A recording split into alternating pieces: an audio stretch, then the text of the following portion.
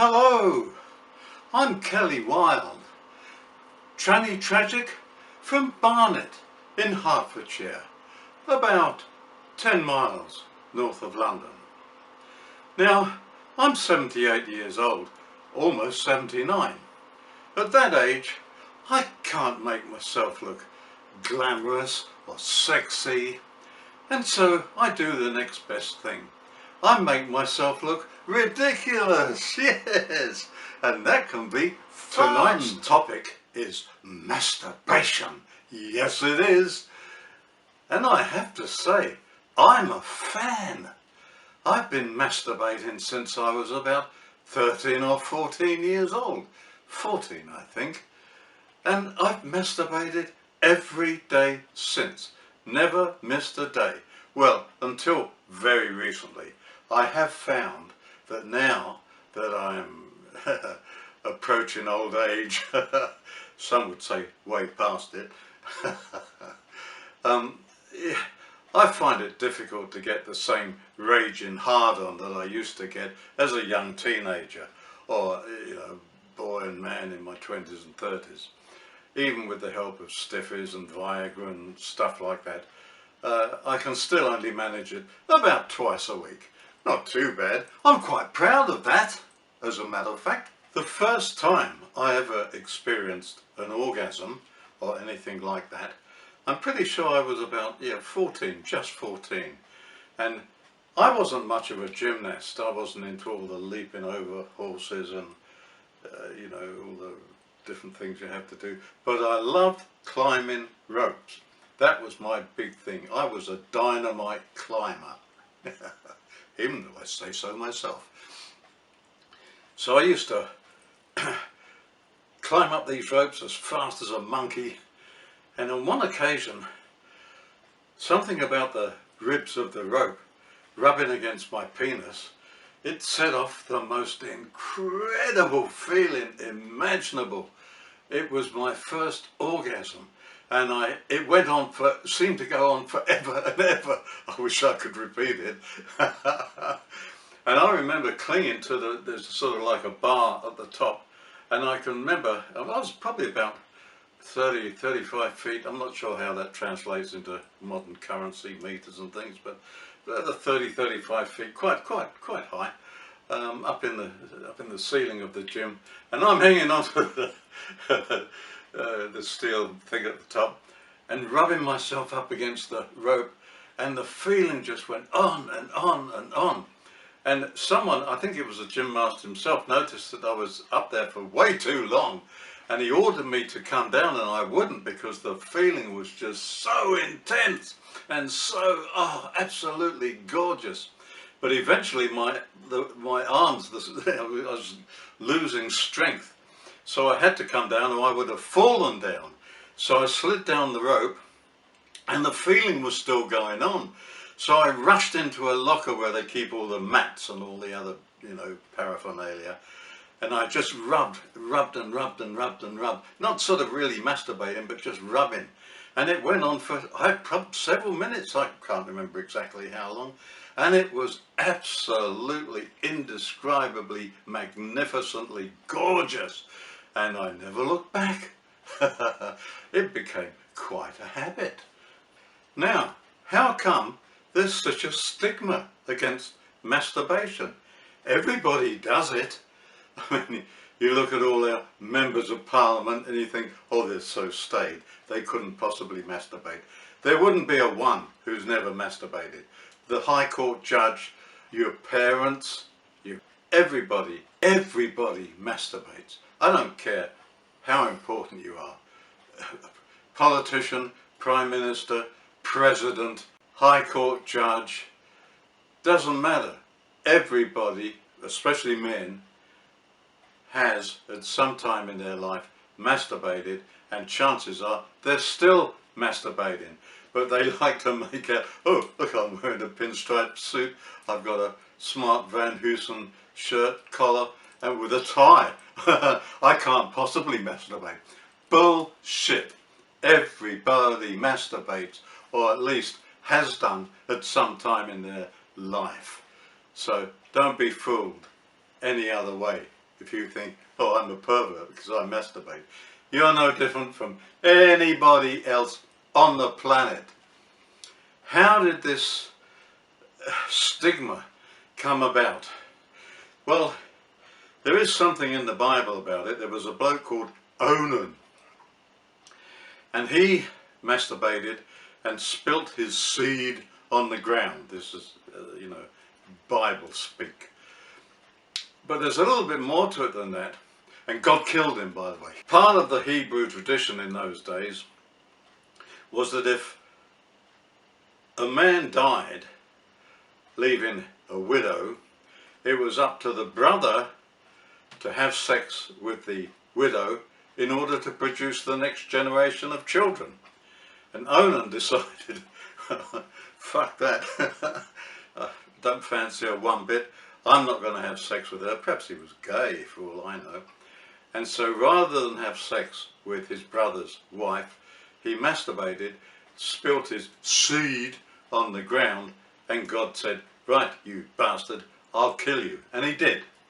And so ever since then there's been this sort of stigma about masturbation, but as I've just described, there was more to that story than meets the eye. And then we come to the New Testament. What did Jesus have to say about masturbation? Not a lot, but if you care to read what is known as the Sermon on the Mount, his most important sermon ever, he did say there that any man who looks at a woman with lust has no chance whatsoever of entering the kingdom of heaven. The only way he can avoid the fires of hell is to gouge out one eye and hack off one hand. According to Jesus, if you're the sort of pervert who's ever looked at a woman with lust, and which heterosexual or bisexual man hasn't, not one in the history of mankind, the only way to avoid the fires of hell, according to Jesus, is to gouge out one eye and hack off one hand. Which hand? The offending hand. Go figure. Very few Christians are aware of this. Why? Because I've yet to meet a Christian ever who's bothered to read the Bible. Even the Sermon on the Mount, which takes just 5 minutes to read, it's too much for the average Christian. They don't bother to read it. All they want to do is preach to us non-believers and tell us how we're going to burn in hell, completely disregarding the advice of Jesus that they're the first ones who are likely to burn in hell.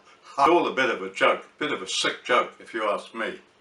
Now, I've always suspected the reason Jesus had these puritanical attitudes towards normal, natural, healthy sex was because during his circumcision, which all Jews, all Israelites had to experience as children, bear in mind they used to hack off the foreskin with a sharp stone, no sterilization, no Dettol, no sterilization whatsoever. Numerous children developed septicemia, and their knobs, I know it's not funny, I shouldn't laugh, but their penises rotted off. It still happens to this day. It's the big Jewish secret that circumcision can cause, and still does cause, septicemia in little babies, little children, and they have to have their penis amputated. So I've always figured that the problem with Jesus and why he was such a puritanical bastard was because his penis turned septic and rotted away, and it would have been agonizing. It's just a guess on my part. Either that, or it was the author of the Jesus stories, the author of, or the authors, plural, of the Gospels, who wrote about this. So the one we're mainly concerned with here is the book of Matthew, this second Gospel. Not the first, as everyone thinks. It was placed in the wrong order. The second Gospel, which was Matthew, and that's where the Sermon on the Mount appears, And that's where Jesus warns every heterosexual and bisexual man, if you ever look at a woman with lust in your heart, you're a goner, mate. You're destined for the fires of hell. Unless you gouge out one eye and hack off one hand, the offending hand. Anyway, that's enough about my preaching.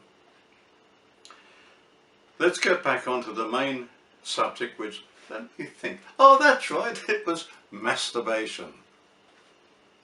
I went to an all-boys school. I've discussed that elsewhere. And all of us, well, I think out of a class of 40, there might have been one or two who didn't engage in homosexuality. We weren't allowed near girls. Girls were off limits. We weren't allowed to have any contact with girls whatsoever. Just around about the time as our sexuality was coming on. So what did we do? Well, we used to have a little fiddle around between us. Nothing serious. We weren't talking sodomy here, anal sex or anything like that. But we'd have a little feel in the toilets. And we learned to masturbate. I don't care how they try to defend themselves. Any man who went to an all-boys school, wives, are you looking at your husbands here? Every man, or almost every man who attended an all-boys school and wasn't allowed anywhere near girls would have had a little bit of fiddling around with other boys. Absolute guarantee it. Now, apart from it being the most natural act since eating, drinking and sleeping, masturbation is still considered a shameful act, which is quite stupid. But it happens all the time. A wife will catch her husband masturbating, and it can wreck the whole marriage, because she thinks, oh, he doesn't find me attractive anymore, he doesn't love me, I'm going to go. Truth be known, he still does love his wife, but she, you know, perhaps she's just into vanilla sex, and that's been good for several years. But now he's fantasizing about, I don't know, maybe anal sex, or maybe sex with a younger woman, maybe even a slightly underage girl, who knows. Maybe he's even fantasizing about sex with a pretty transvestite like me, or like I used to be a couple of decades ago. Who knows? We all have the most amazing fantasies. Well, that all might be a bit of an exaggeration. Most of us do. We fantasize about all sorts of things which are forbidden, verboten. And I think we need to bring it all out into the open. It's time to do away with all this guilt and all this shame to do with fantasy and masturbation. Let's, as John Lennon once said, let's do it in the streets. My next video, in about a week's time, will be all about pornography. Sort of related to masturbation, the two go together. I used to publish, years ago I used to publish a sexual content magazine. I wouldn't go so far as to say it was pornographic, but it got me into a whole heap of trouble. I'd like to discuss this with you. Mind you, you don't have much say in the argument, do you? So it's not a discussion rather than it's not a conversation. Everybody's talking about, oh, we must have a conversation about this, that and the other. Bullshit. We're not going to have a conversation. I'm going to, you know, point out one or two things that I find important, and I hope you find them interesting. So we'll leave it at that for now. Stay tuned. Pornography coming up next time.